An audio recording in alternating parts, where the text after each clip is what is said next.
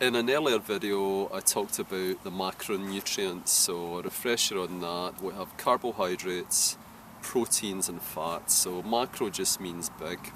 Carbohydrates are really the main theme of most of these videos because that's where the sugar is, and I'll talk more in the upcoming videos about that. But today I want to put the spotlight on protein. Now protein, I used to say in my seminars, think about anything that walks, hops, runs, flies, has eyes. So that's all your meat and fish and things like that. But there are vegetarian sources of protein as well. You've got beans, pulses, lentils, nuts, seeds, tofu, things like that. If you're a vegetarian or a vegan, also eggs, the super protein and fat.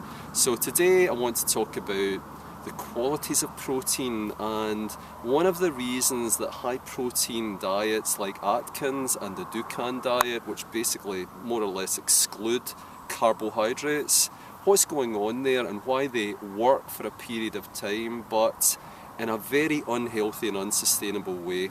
Here's the 3 things to know about protein. First of all, it hardly affects your blood sugar. And it's blood sugar spiking, so when we eat excess sugar in whatever form that takes, we'll get spikes in blood sugar, and then, in my language, we get what we call a fat storage event. So we start to store excess unwanted body fat. Well, although there's protein and often fat, saturated fat, in a lot of these type of diets, people get thinner for a period of time. So if fat makes you fat again, how come protein and fat diets like Atkins and Dukan assist and support people get a little bit thinner? Well, the reason is they hardly affect your blood sugar, and that's the key lesson in all of these videos. It's all about managing our blood sugar.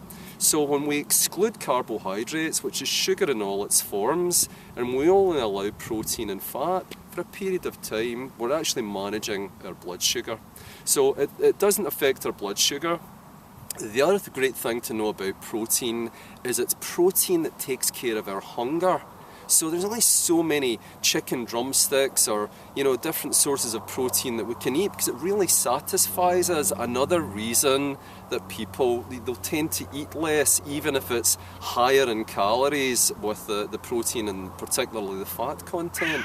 The other great thing about protein though is when you take it in balance with your carbohydrates and your fat is it protects, preserves and allows us to build our lean muscle mass. Now this is really important for all of us because it's really about body composition.